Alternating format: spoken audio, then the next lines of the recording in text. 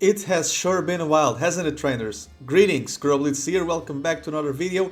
Today, after, 3 weeks? Yeah, 3 weeks since Pokemon Day 2025, I'm going to, give my thoughts, opinions, analysis about what we got for the Legends ZA trailer, as well as the extended version of that. So, without further ado, let's continue with this, shall we? So, let me see what we can find. I really like the outfits, they are really cool. I feel like the neon green really emphasizes that. I know that a lot of people are looking at the characters and they are believing that they are, Lyra and Ethan or even young Sycamore from this aspect. Realistically, I feel like they are the adult, not the adult versions, but they are the older versions of Chase and Elaine. The characters from Let's Go. Which it would be kind of fitting because it's been 7 years, so from 11 to 18 it would make a lot of sense. And it bookends the Nintendo Switch, honestly. It bookends, it started with Let's Go and ends with Legends ZA.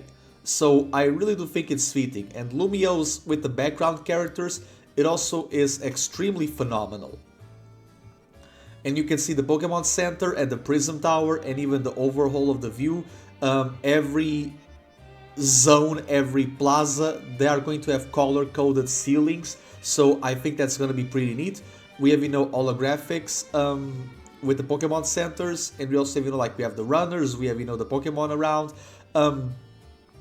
I think this is going to be like a mall with restaurants and customization shops. It's really cool. It's really cool to, have all of this panorama. And then we have, here, these are the wild zones that we are going to get. You can see, like, the statues from the Pokemon gyms, that little figurine of a Rhydon, but not really. From what I counted, there was, like, another gate showing a number 8 later on. But the thing is, I don't think we're going to get the double digits of this. It would be very weird for that Pentagon to showcase 2 digits within them. Which is kind of interesting because when it comes to Lumiose City, we have 6 plazas, 4 avenues, and 2 boulevards. And if you count the ceilings and the catacombs, that would be the equivalent of 14 wild zones. And I don't think it's gonna be the case. I do like, the water, because it feels like they married the graphical of Scarlet and Violet and Sword and Shield. And when it comes to the characters, they feel like adult versions of Let's Go. At least this game, unlike Gen 9, it actually has, a design philosophy behind it. And I think that's really, really cool. And given how it's Legends ZA, all of the Kalos mods are going to be, here. There's no version exclusiveness. Case in point, Clauncher is here. Which is kind of make me wonder, if there is no version exclusiveness, what canon are they going to abide to? The one where Lysander wanted to make everyone immortal, or the one where he wanted to destroy everyone? Like, is there going to be like a situation where is it going to be like a situation like when we chose a path with Adamant and Irida, we go to the Diamond or the Pearl clan? Are we going to get a situation where, for example, we see a beam of light, or we click a button and depending on what it would be, we get Xerneas or Yveltal? Because the other one cannot be in the cocoon or in the tree, they would have to be with Caleb and Serena. And is the player that we are going to pick is going to dictate what's going to be the other one? Because I feel like Caleb and Serena have to show up in this game. Like a Red situation, but years after the fact. I might use Furfrou on this run. Never used one. Very, very optimal choice in Pokerogue. My friend Gogglemaster used one. Shout out to Goggles. And it was very surprised. I'm actually be able to use a Furfrou. I don't know which stream though. Probably the Pharaoh one. Oh, and then we have, the Crocorox here. So, yeah, there's that. And, we have, this is not, I don't think this is the actual Lumiose train station, but this is a train station. So, we are arriving to Lumiose to sightseeing, according to the website. And here's the thing. If we are arriving to Lumiose via train, there is a plenitude of options. We could come from Paldea via train. We could come from Galar via train, because there's the English channel from London to Paris. We could come from South Kalos. Kuroblitz City does direct to Lumiose City. And for all we know, if this is the future of X and Y, maybe the train system is now connected to the west, to the railroads of Comarine City, where Ramos is the gym leader, if he's alive. Or it would be in Coryway Town, where we battle Sycamore nearby Terminus Cave, where Zygarde dwells. So there's like five. There's like 5 locations we may come from. Comarine in the west. Comarine in the west. East. No, Comarine in the west. Coryway in the east. They're so similar in names, I swear. And then we have, South Kalos, Galar, and Paldea. In Legends Arceus we were isekai'd, maybe here we are like an immigrant.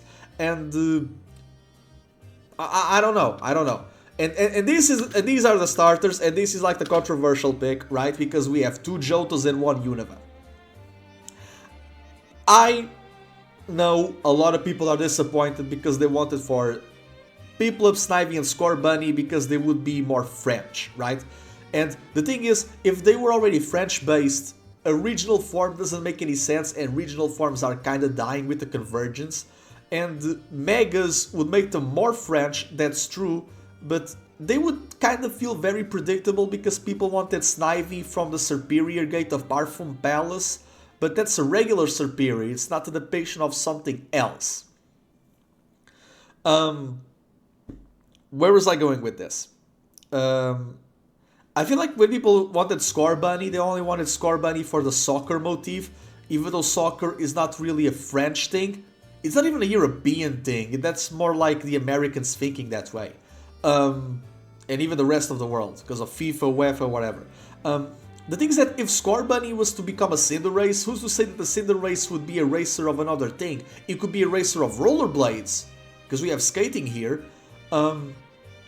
It could also... the only thing that I think about soccer when it comes to Kalos, it's the footballs from the holographic balloons of Super Training, but... I love Totodile, I feel like it should have been Poplio. I feel like they should have gone with another 257 core. Because we got Legends Arceus, that's Gen 4, we got Gen 6, so... If they kept on the 257 core, because Johto, Unova, and Alola don't really need remakes, revisits, or completions, they are already good as is. So if they wanted to make Galar afterwards, Snivy, Litten, and Totodile would have made a lot of sense personally, because they are very savage looking. They would fit the wild area. A snake, a tiger, and a crocodile, they would be chef's kiss. But they don't do it. And it makes me wonder, is it going to be Galar next? Are they going to throw a curveball and be Kanto? Because, we have Arceus and we have ZA. The letter between A and Z, it's letter M. What's the M going to be about? Because we got 3 books in the first Arceus trailer. Is the M going to be for Mewtwo? Missigno? Mugendina? That's Eternatus' Japanese name? What's it going to be about? Is it going to be about the new Pokemon we never heard of? And are they using 2 Johto starters here because they want to tackle Johto next? I don't know, and I don't think so, because having 2 Johto starters here, besides the jokes of the Cyndaquil Typhlosion allegations, god dang it, Terra League, it just feels kinda odd. It's an odd choice. People were saying Sobble, and I get why. The British spy becoming a French detective, that's cool and all, but I feel like Poplio, like with the operetta, is it because it would become fairy? It would not become fairy, it would probably get a new form. And speaking of forms, given how Tempig becomes Pignite, and Pignite is already part fighting, these guys cannot get regional forms, because it would be weird for Pignite to abandon the type that already... It would be weird for Emboar to get rid of the type that it just got as a Pig Knight. So they might get Megas. I don't know what they might be. Maybe Fairy because Chikorita has Disarming Voice. Would it be Fairy, Steel, Poison, Dark, Dragon for Alligator? I don't know. They could do a lot of things because of sewers and whatever. Maybe they go with RPG classes, like a Fighting Barbarian for Alligator, like maybe like a Warlock Ember, so he becomes the third Fire Ghost, as well as being the third Firefighting, and like a Druid Cleric Meganium. They could all be part electric too, like Solar Panels, the Paldea Terra Raids for Ember, and then the Delta Species from TCG for Alligator. They can do a lot. So I guess that for the next ones, it would be Snivy, Poplio, and Litten. Huh. As for now, I'm going with Tepig. I'm going with Tepig because I already picked all the Johto starters in Silver, Crystal, and Art Gold. And for White and White 2, I picked Oshawott and Snivy respectively, so I'm going with Tepig. I'm going with Tepig. And technically I had Totodile twice, because in Emerald post-game I got Totodile for the Battle Frontier, and then I had my Sceptile, and then I used the Charizard from Fire Red, and I had the 3 Lizards facing the Battle Frontier. Cool times. It was 20 years ago, Jesus. And they are fine, they are cute, they are traveling, they are, like sitting with you, and you are, looking at the Pokemon. They can attack without being in battle, that's very interesting. And the way you catch, the arm is not all the way back, it's just like this. So this is gonna be more focused on battling instead of being focused on catching. And you can see trainers in these streets. So the streets are going to be treated like routes. And you see them here, and you have like the warp panels that from Lysander Labs being used to go to the up ceilings. I have to wonder if we are going, and we get the Quasartico thing there. I wonder if we're gonna get like sky battles. I wonder if we're going to get soaring, and with this warp panel technology, are we going to get dungeons inside buildings? Like, are we going to get like a Silph situation? But yeah, that's cool. The quadruple jump, maybe that's like something we have before rides or whatever. I don't know, I'm very iffy about this. This is the iffy part. Because Rotom phones. And then we have, the rival. And this is the thing. We are going to dodge the battles because with champions, that's the other thing, with Pokemon champions, it feels like the competitive, it's not going to be decentralized from the main game, but the champions are going to be a hub with all of the mechanics, and maybe this is experimental for just Legends, or maybe it's something that's going to be a mainstay, only time will tell in the next year, but I'm very surprised that Pokemon is, testing the waters with this. And Urbane and Tawny, depending on who you pick, you're gonna get the opposite gender, so it's basically something similar to Caleb and Serena. Maybe they will have like a romantic subplot in Hotel Z, like how May and Brandon had in Owen. So it's basically a mix of the Shauna romantic plot and the Serena rival plot from the original X and Y. And then we get like Mega Evolution, displaying it with Lucario first and foremost, of course. And I like how they keep the pink, because the color of Mega Evolution was always pink. Shout out to Laquium from Horizons, I suppose. But yeah, we get like Mega Evolutions, and we see Aura's Mega Evolutions. We see both Charizard X and Y. So there's that. They don't reveal any new Megas. But they have like this rainbow aura for the Megas now. And we have, Hotel Z, and you get, Vini and Jet from Quasartico. Jet could be related to a lot of characters like Glacia, Colrus, maybe Irida. I don't know about Clementor Bonnie. Vini has a Pancham and a Lopunny. I think it's going to be like a fighting trainer. because we may not see Gherkin and Corina, I'm not quite sure. He will probably have a Bangorov because he's a bodyguard and a Mega Lopunny. People are saying, oh, these are going to be the bad guys, and I'm like, you said that to Clavel and to Briar, and that was not the case. Maybe they are really just good people.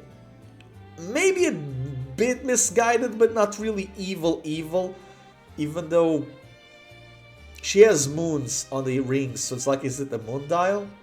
Nah. The thing is that when it comes to I would not mind if Jet was an actually good person and Vini was the one evil, like basically a Faba who succeeds. Because normally the second in command is always knowing what everyone is doing when it comes to evil. Faba knew, Oliana knew, so I kind of want for Jet to be a good person and for Vini to be the one to, you know, win and manipulate. We don't really have like only the secretary is evil situation in Pokemon, and I think that would be very cool.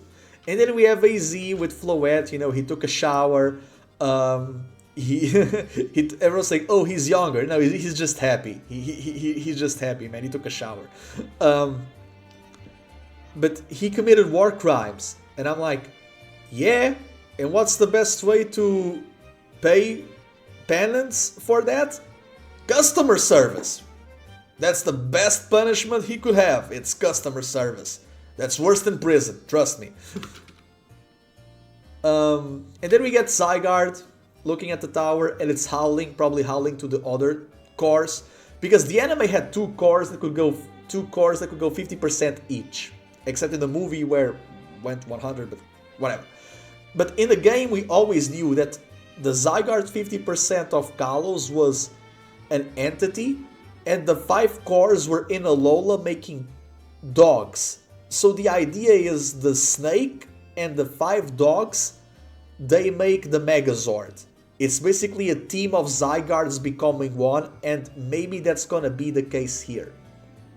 For all we know, the Mega Evolved Pokemon, they may have the percentage of the Zygarde cells, and after you defeat the Mega Pokemon, the cells dissipate and you get this Zydog.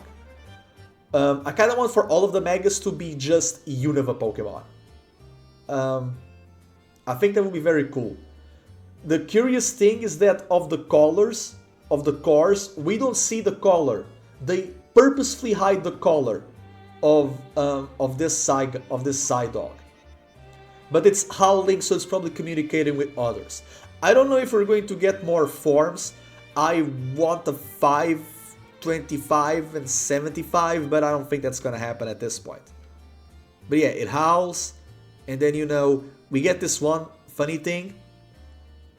We get, you know, the Rotom phone now has 3 cameras, and there's like light, like outside of the Hotel ZA. And then like promotion match, and then we see like the Prism Tower being treated like an actual radio tower, like it is in Paris. So it makes me wonder, are we going to get like a World Coronation Series ranked system like how we had in the anime? And are we going to get something similar to, what's it called? The Battle Chateau in X and Y, where we had rematches with the gym leaders with ranks from Baron to Grand Duke. Are we going to get it here? Instead of going outside of Lumiose, is everyone from Kalos coming to Lumiose? And are we going to see older versions of the characters that we knew from 12 years ago now, but they are going to rematch us in these ranked matches? Are we siphoning Mega Evolution energy to help Quasartic? Are we playing as Halan? Like, are we playing as Halan from the XY anime? Yeah. And now, more for a deep dive when it comes to the extended version. We have Lumiose City, we have the zones, Petrat confirmed. Here's the thing, at this point I feel like they should have made the starters the elemental monkeys, and all of them will get a 3rd stage. And then you get, you know, the starters, and we get the characters, Urbane and Tawny, AZ, Floette. I feel like Floette is gonna be treated like enamorous. Like, hey, Floette is liking you. Can you keep her for like 8 decades? I'll pick her at your funeral. And then you get Quasartico and Jet and Vini. And we get like the Wild Zones and all of the Pokemon. And here's the funny thing. And here's the funny thing that I noticed. Wait, is it right after? Oh, yeah. So we get like the Lumicabs and the Pokeball it gets, right? Getting Fletchling. Oh, wait. What's the one thing I wanted to say? It was about Fletchling. Wait a minute. Okay. Fletchling is number 10. And this made me very curious. Because the Pokemon after Greninja is not Fletchling. It's Bunnelby. So, are they going to rearrange the order of the Kalos Pokemon even within the regional decks, or is this an oversight? It really has me curious, because the Platinum Pokédex was 210 Pokemon, and in Legends Arceus we had 242, we had 32 more. But the species were not one-to-one. Instead of Noctiles, now we had Parasects. Well, now in the past. Maybe that's why there's no Parasects in current Diamond and Pearl. The Noctiles just preyed on them. The thing is that the Kalos Dex was not one Dex, it was 3 of them. It was Coastal, Central, and Mountain, with 457 total. So, my question is, are we going to abide to 400? Are we going to lowball it to 400? Like how Sword and Shield and Scarlet and Violet have pre-DLCs? Or are we going to make a regional dex of 500 Pokemon as a future staple for Gen 10? Because if the regional dex has 500, we may be reaching 1100 Pokemon, so it's like almost half of it. And that has been the case for, both Gen 8 and 9. Which is kind of crazy to think about. Like Gen 10, like a regional dex of 500. The thing is, it's not impossible to have 500 Pokemon in one city, but it would be very, very weird to, do it more in a city than you did like a decade ago in a region. And now, here's the thing. You are seeing the battle, they are commanding the battle, right? So there's going to be a lot of range attacks. So you are rediscovering Pokemon all over again, because every move and every, Pokemon is gonna be brand new. Like the size, they have to be shrinked for areas of effect to take place. And here's the thing that caught my attention. You can catch Pokemon after they are not fainted, but they have the stars in their eyes. So maybe it's gonna be like a 5 to 10 second thing, like do it now, do it now, do it. Before they faint, do it. So you get experience by defeating them, and you get experience again by catching them. So it's going to be very interesting to see how this works. Let me see more, so we get more battles and positioning. Oh, here's the thing. They use Moonblast and then you use Protect. So you're not reading what they're doing, you are reacting to what they're doing. So this is not gonna be this is not gonna be this is not gonna be like something that we just with your command, you're not gonna be like let me look at my phone. No, you have to be you have to lock in. You have to lock in battles now. And even look at the types, right?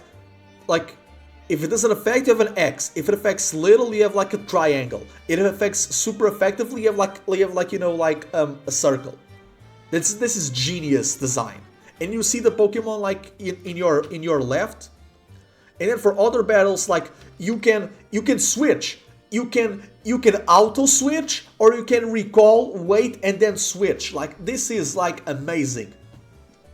Don't look at the size of this Onix. This is just made for the battles, because they have to make EOE viable. And then you have Mega Evolution. You start the game with the Mega Ring. It's odd, isn't it? Makes me wonder. And then you have this C plus thing. And Mega Evolution, you don't see it. You don't see it because my camera is here, but let me just move the camera. Oh, wait, never mind. let me move the camera here. Okay. You see a timer there. Yeah? You see a timer. So now Mega Evolution is going to be on a timer. The more you use the moves, the more it's going to consume. So you have to properly think, are you going to use the Mega Evolution early in the battle, or are you going to wait until the very end? It's pretty much like a synergy burst of Pokémon. This is a great way of balancing Megas in my opinion. Now let me put here right below.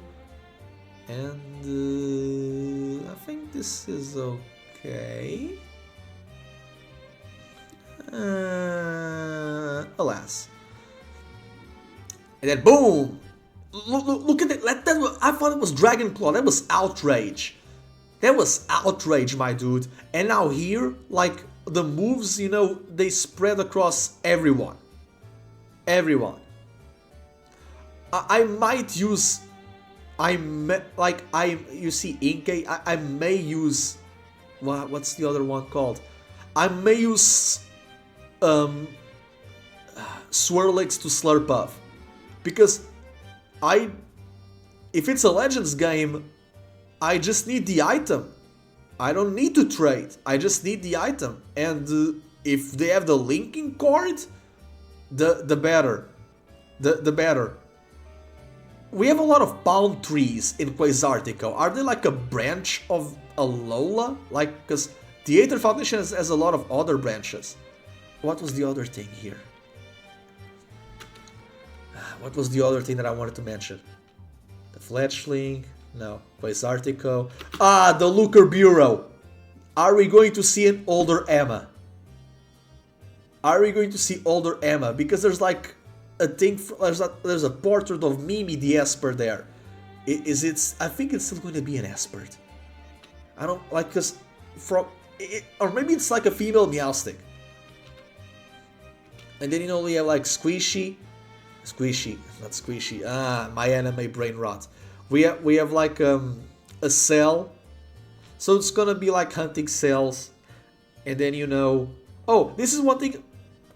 Oh, what was this? Wait. It was too much. It was too much, guys. Sorry. I want for you to see one thing. Look at the pillows. Look at the pillows. We have black, red, and yellow. And the yellow has a shade of white.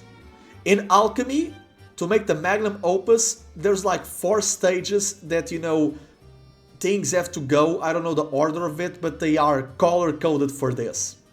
So it makes me wonder, like, if this is a nod to the alchemical thing, or if the yellow and red are going to be used for the next gen, because you also see when you pick the starters. Let me see, when you pick the starters. There you go, you see the tulips? It might be the Netherlands for Gen 10. It may be the Netherlands. Like tulips. And then they say late 2025. Now, they say late 2025. That's true. However, when it comes to other video games, when they say this in Japanese, the Japanese text says winter. Winter in Japan starts traditionally according to the lunar calendar on November 8th, so it aligns with all of the Christmas games. But here, they said autumn. And they said that as well for the Teal Mask DLC, which was in September.